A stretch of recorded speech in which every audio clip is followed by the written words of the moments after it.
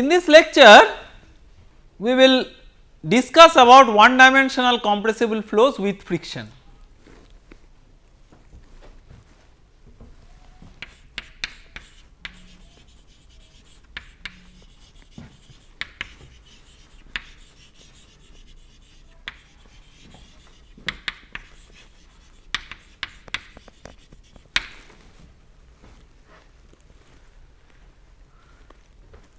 So, we will not consider any shock here.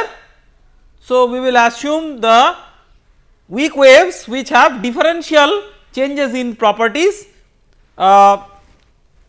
through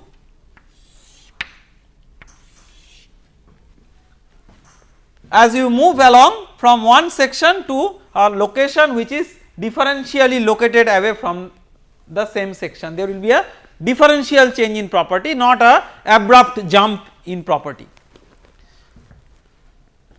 So, for simplicity we will assume this one dimensional compressible flow with friction in a constant area duct.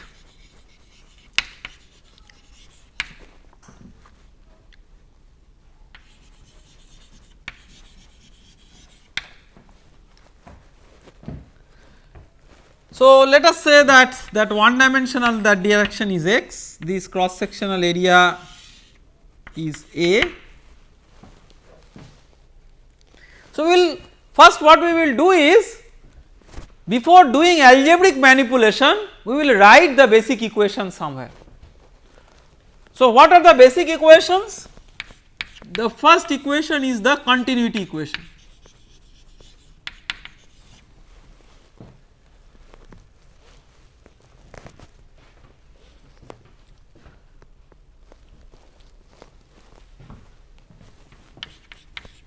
So, rho A u equal to constant. So, if rho A u equal to constant, then of course A is already constant. So, rho into u equal to constant. Okay. So, you take log of both sides.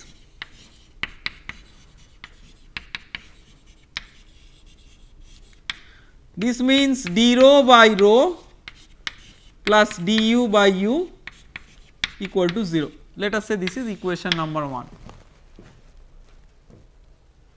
This is continuity equation. Can you tell that with friction? So, what are the equations that we will use? Let us make a plan before writing in the board. So, when there is a fluid flow with thermal considerations into account because of the compressible nature of the flow, you have continuity, momentum and energy. These equations have to be satisfied. In addition to that, there will be some closure relationships. What are those? One is equation of state and other is the definition of Mach number. So, we will have these 5 basic expressions and we will manipulate them one with the one after the other. Out of these 5 basic expressions, only one will change because of friction. Which equation is that? It is the momentum equation. So, only the momentum equation will change because of friction, no other equation will change, but the change in momentum equation will alter a change in the Mach number distribution and that will alter the solution of the entire problem. So, for the momentum equation, let us say that this is a control volume over which you have a force, you have a pressure P, this length is dx. So, force is P into A. On the other side, it is P plus dP into A. Had the situation been without friction, you had no wall shear stress, but with friction there will be wall shear stress. So, wall shear stress. So, if it is a circular pipe, what would be the wall shear stress or what would be the wall shear force? Wall shear stress times 2 pi r into x dx. So, 2 pi r is the perimeter of the cross section. So, we can say that it is tau wall into perimeter into dx. With a circular pipe, perimeter is 2 pi r. Okay. So, the resultant force along x is the rate of change of momentum.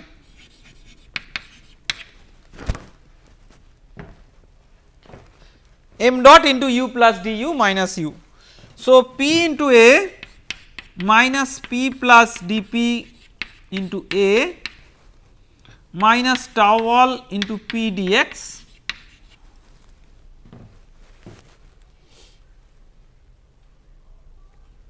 what is that is equal to m dot is rho A u into du.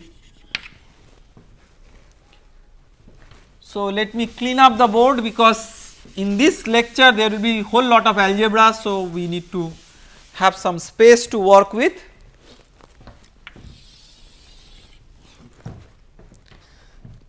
So, minus dP minus tau wall into perimeter in by area dx is equal to rho u du. If you divide by both sides by rho u square, because wall stress is often normalized with respect to rho u square. So, you have dP by rho u square plus tau wall by rho u square P by A dx is equal to du by u. Another objective of expressing it in this way is because in this equation there is some du by u, here is also du by u. So, the dimensions of equations terms in this equation are same as the dimensions of all the terms in which one is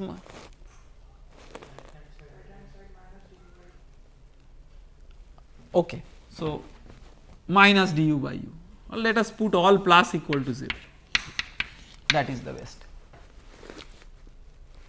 So, this is equation number 2. Third is energy equation. So, let me give you a little bit of insight on how will you calculate the wall shear stress. So, although it is a one dimensional treatment, but to calculate the wall shear stress you have to understand the velocity profile. So, if you get the velocity profile, Newton's law of viscosity applied at the wall on the velocity profile will give you the wall shear stress. For example, if u is a function of y, mu du dy at y equal to wall will give you the wall shear stress at the wall shear stress value. So, velocity profile here becomes important. Although the treatment is a one dimensional flow, the velocity profile becomes important. Energy equation. So, h plus u square by 2 equal to constant, right, neglecting the potential energy or change in potential energy. Say this is a high speed flow along the horizontal direction, forget about the potential energy fact. This equation has a major assumption which does not work if you have a velocity profile. What? See, this assumes that this represents the kinetic energy at a cross section, but u is not uniform across a cross section. So, ideally this should be multiplied with a kinetic energy correction factor. Okay. I am not doing that here for simplicity, but I urge upon you that you please make a recalculation of what I am doing with a kinetic energy correction factor. That will enhance the algebra, but enhance the accuracy of the problem and kinetic energy correction factor you can calculate based on the actual velocity profile. We have discussed this earlier in earlier part of the fluid mechanics course. So, you have dH plus u du is equal to 0, right. So, dH is Cp dt for an ideal gas.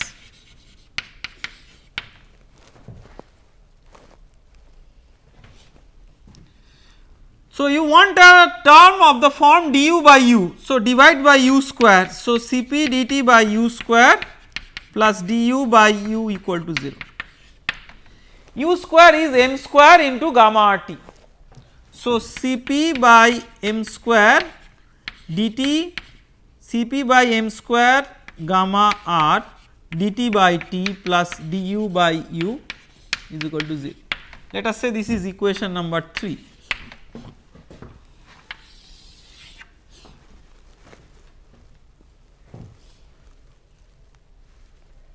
Okay. Then next, so continuity momentum energy we have used, then equation of state.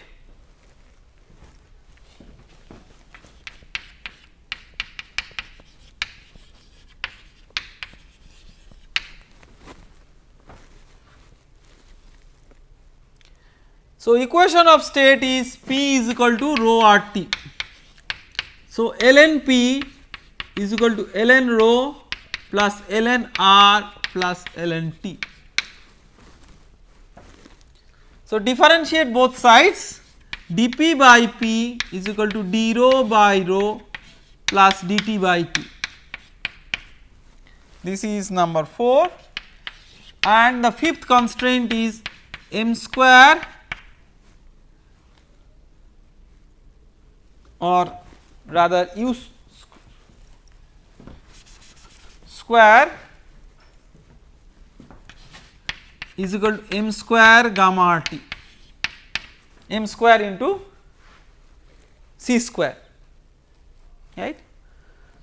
So, take log of both sides, 2 ln u is equal to 2 ln m plus ln gamma plus ln r plus ln t. So, 2 du by u is equal to 2 dm by m plus dt by t. This is 5.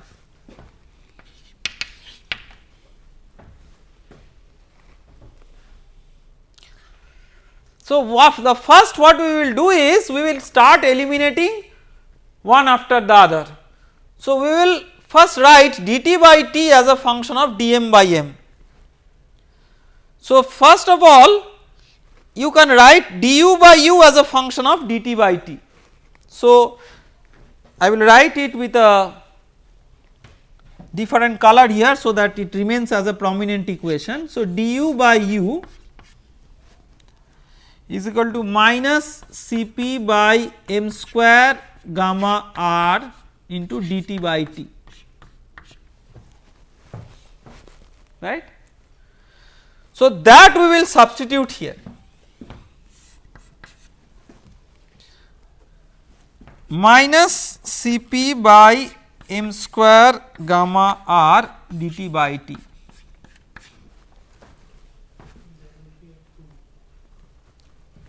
Into 2 is separate, is not it. So, you can write dt by t. So, we take all the dt by t on one side, say right hand side, into 2 Cp by m square gamma r plus 1 is equal to minus 2 dm by m.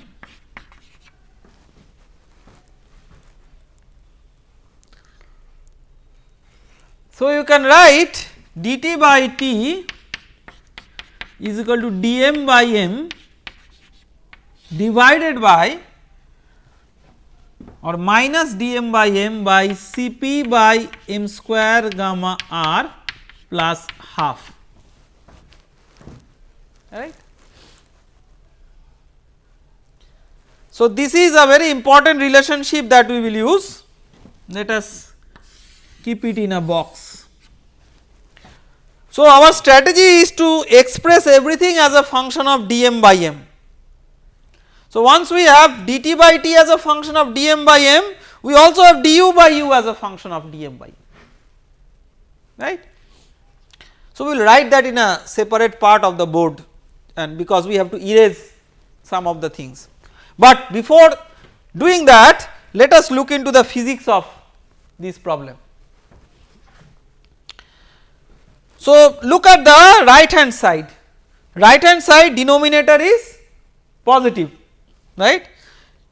So, if the Mach number is decreasing, that is if dm by m is negative, then dt by t is positive. So, if the Mach number is decreasing, the temperature is increasing. If the Mach number is increasing, the temperature is decreasing. Does it have something to do with friction or not? The answer is no. It does not matter whether there is friction or no friction. This is true because we have not used the momentum equation, right. Because we have not used the momentum equation, this is true disregarding whether there is friction or not. Again I am repeating, what will matter with friction? What will matter with friction is how m changes with x, but given a differential change in m, how will be the differential change in t? That does not depend on whether there is friction or not. So, what I will do is I will write there are various terms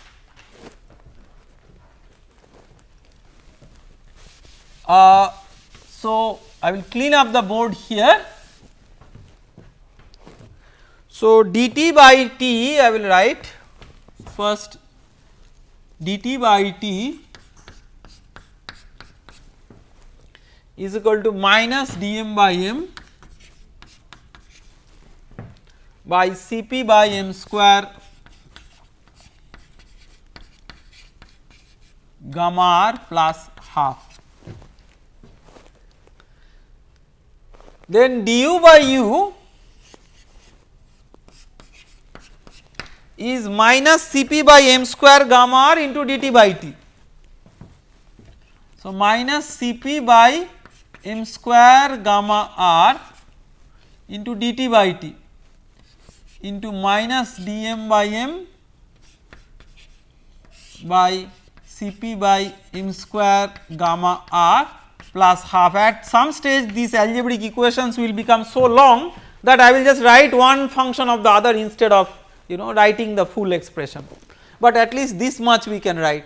So, dt by t, then du by u, then d rho by rho is minus of du by u, right. So, this we can write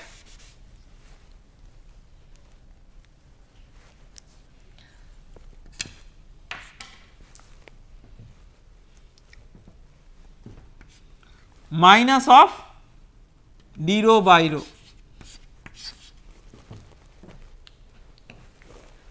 okay. Then we need only another expression, what is dp by p, right.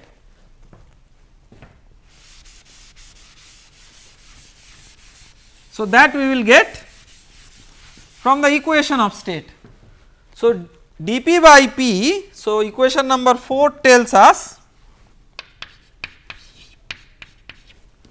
that dp by p is equal to d rho by rho plus dt by t. So, d rho by rho plus dt by t, right. So, d rho by rho is equal to Cp by m square gamma r into minus dm by m by Cp by m square gamma r plus half. and dt by t is minus dm by m by this one whatever.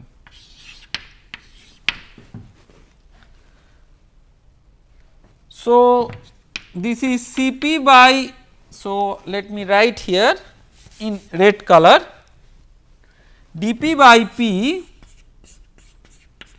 is equal to Cp by m square gamma r plus 1 into minus dm by m by Cp by m square gamma r plus half, right. So, you have dt by u, dt by t, du by u, d rho by rho, dp by p, everything as a function of dm by m. Now, we will use the magic equation, that is the equation with friction. So, in the equation with friction, so far whatever we have written, all these expressions, they do not depend on friction explicitly, but they depend on friction implicitly, because they depend on the variation of m and the variation of m is dependent on friction. How that occurs? So, you have from this equation you can write dP is equal to, or yes, dP by rho u square is equal to minus of tau wall by rho u square P by A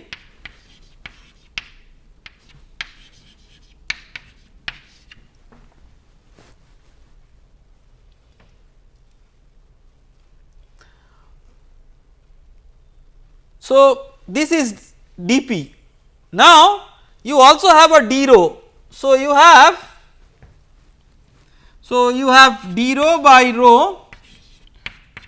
So, first of all du by u, it is a function of dm by m. Now, we will write it in a functional form. So, d rho by rho, it is also another function of dm by m, that another function is written here. So, now you divide these two. So, you have dP d rho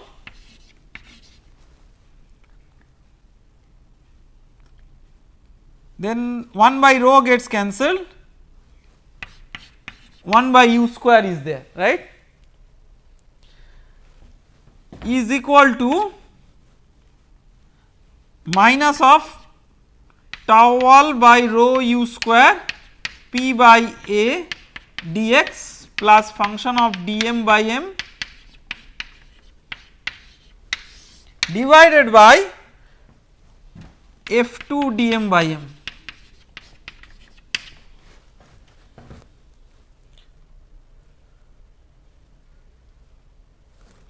Right.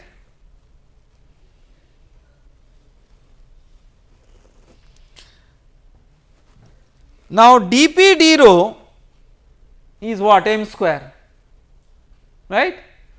Sorry, c square. C square is dP d rho. So, this becomes 1 by m square, isn't it? So, once you have this expression, from this expression you will get a variation of m as a function of x. This is a differential form. If you now so for example, you divide both numerator and denominator by dx, so it becomes dm dx. So, you will get an expression for dm dx as a function of m, and that solution of that equation will give you m as a function of x. So, m as a function of x very much depends on friction. So, that is the first point. The second point, so the clear strategy is that you know all the variables as a function of dm by m, you substitute that finally in the momentum equation to get m as a function of x. Once you know m as a function of x, then we will appeal to the what happens to the change in entropy.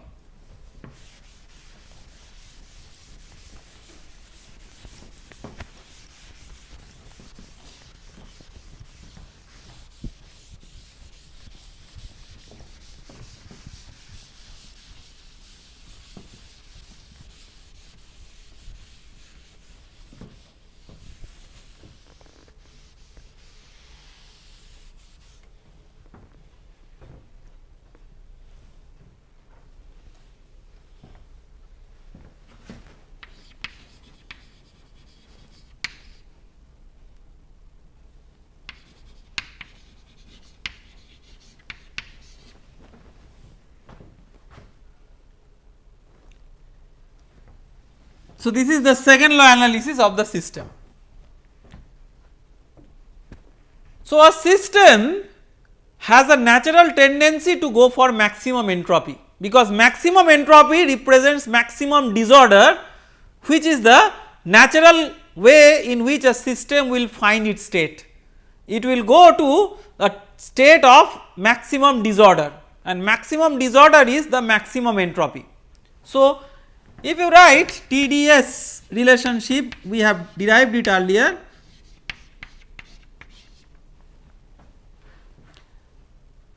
So, you can, for maximum entropy ds is 0.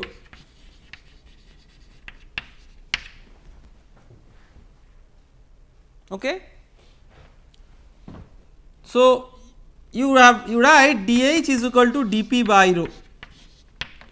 So, then you can write dH plus u du equal to 0. This is from the energy equation. So, u du is equal to dP by rho. Now, if you recall the momentum, the continuity equation, rho into u equal to constant. This is the continuity equation. So, d rho by rho plus du by u equal to 0. So, in place of du, you can write u into minus u d rho by rho. Okay, dH is minus u du. So, this one is equal to dP by rho. So, dP d rho is equal to u square, right. So, what is dP d rho? That is c square. So, c square is equal to u square, that means Mach number square is equal to 1. So, maximum entropy condition corresponds to Mach number equal to 1. This is a very important observation. Now, what is the change in entropy? So, you have TDS is equal to dH minus dP by rho. So, I am talking about those cases which are not maximum entropy case. So, not the cases where there is the entropy is not maximum. How do you calculate the change in entropy? So, the change in entropy.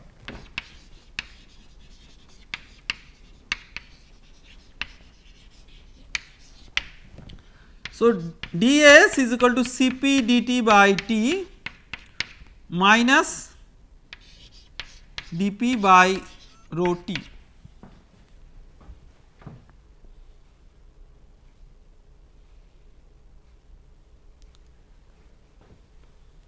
So, it becomes Cp dt by T minus R dP by P, right. So, we have earlier derived that dP by P is a function of dm by m, and dm by m can be written as a function of dt by T. So, this is a function of dt by T. So, right. So, the steps are very clear. dP by P is a function of dm by m and dm by m is a function of dt by t. So, you can substitute. So, this will become a function of dt by t and this is already a function of dt by t. So, change in entropy when this is integrated from 1 to 2, it will be the function of temperature only, right. So, let us make a graphical plot of that. How will the entropy versus temperature diagram look?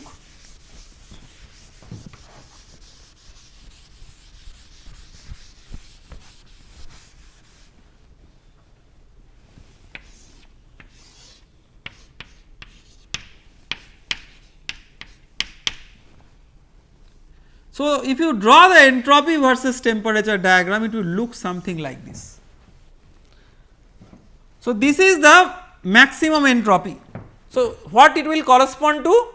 Mach number equal to 1.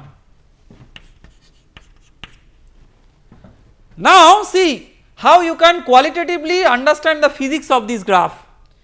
We have seen that when Mach number decreases, temperature will increase, and when Mach number increases, temperature will decrease. So, from here to here system has gone to maximum entropy. In this process the temperature has decreased, right.